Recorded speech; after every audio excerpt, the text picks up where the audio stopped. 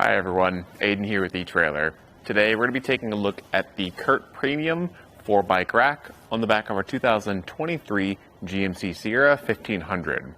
This is a hanging style bike rack that's going to hold our bike by the frame. It's hanging down by the frame there, held in by these two straps over top the frame and a third one around the seat post, limiting our side-to-side movement. It's not going to fully eliminate that movement, but it does help quite a bit and prevent bike-to-bike contact. You are going to have some limitations with this being a hanging style bike rack. Because it's hanging by the frame, we want to avoid carbon frame bikes because that can damage it. Any sort of alternative frame bikes are probably going to need a bike adapter bar to make sure that they hang level and even. But the nice thing about the CURT Premium is with kids bikes, this is going to be a lot more accommodating because these arms come together at the very end and narrow together. That's going to be a lot more accommodating for the smaller frame sizes of kids bikes. So if you do have some of those, that limits your need or the chance for needing a bike adapter bar. Depending on the bike, you might still need it, but this is going to be a lot more accommodating than these two arms back here that are a lot wider apart and less forgiving on those smaller frames. Now with this, you do want to keep in mind the weight capacity of 180 pounds, so all of your bikes together can't exceed that weight limit. As far as these 4-bike racks go, it does have a really solid weight capacity comparatively, so that's really nice to see. And then they do make a 5-bike version of this that adds a third set of kids cradles on the outside, and that's going to be a 225-pound weight capacity. So if you're looking to carry a lot of bikes in your hitch, that's a good way to do it. Getting the bike unloaded, you just want to pull those straps off of the tabs on the cradle on all three. And once they've been removed, you can lift it up and away.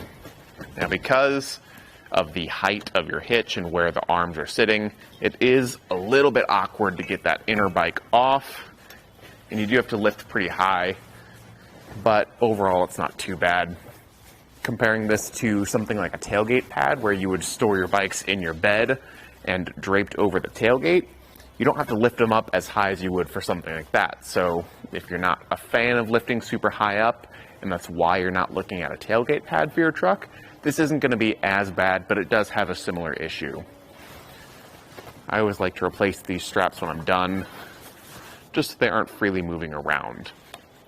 Now there is a tilting feature with the bike rack, but you have to have the bikes unloaded to do that. And that's all down at the bottom. We've got a knob on the back, a pin and clip, and then this pull pin up top. Now with this, you're not going to be able to fully open up your tailgate. So for me, I would just avoid doing this entirely. When the bikes are unloaded, you're going to have a good amount of room. And if you need to, for whatever reason, tilt this away, it does still get you a little bit more room and distance away from your tailgate. But really, even with it being up, it's not too in the way if you were to use the corner steps to get up and into the bed of your truck. So for me, I'd probably just avoid tilting it altogether because there's not too much need for it. If you're looking for something that has some better clearance with tilting, I'd maybe recommend the Yakima Ridgeback or the Yakima Full Tilt.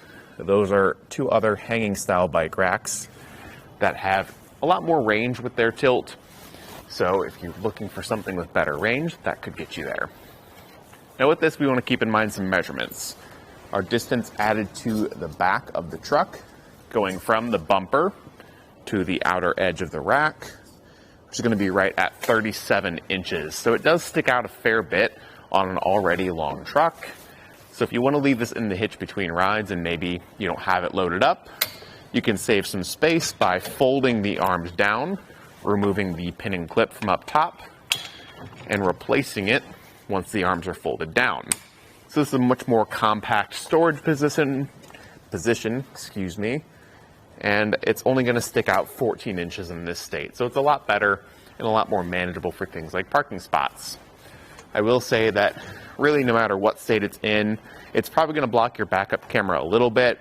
It's not totally centered up with your backup camera, so you could get some visibility off to the side, but it could be a lot better for sure. Moving on down the bike rack, You can see it's fitting with our 2" by 2" receiver tube here, and it's held in place by an anti-rattle bolt. That's going to keep things really solid in the hitch and make sure that there's no shake or play in there at all. Now, it's not a locking anti-rattle bolt, so I'd maybe decide to upgrade it after the fact. You can find those on our website. But just for that security aspect, it's nice to have something that locks. There is a loop on the back of the mast that we can put a cable lock through as well if we want to add one of those, so we can get our bikes locked up to the rack and the rack locked up to the vehicle. Just remember, it doesn't come with those right out of the box. And that's really all there is to it. If you're wanting to get a hanging style bike rack, the CURT Premium, although it does have more pins and clips and a lot more touch points, I do like it for its large weight capacity and the arms that narrow together for some kids' bikes. So if you're using this for a family, I think it's a good way to go. Thanks for watching. Here it is on our test course. We'll start by going through the slalom. This is going to show us the side-to-side action, which simulates turning corners or evasive maneuvers. Next, we're at the alternating speed bumps, which we'll see the twisting action. This will simulate hitting a curb or pothole or driving over uneven pavement.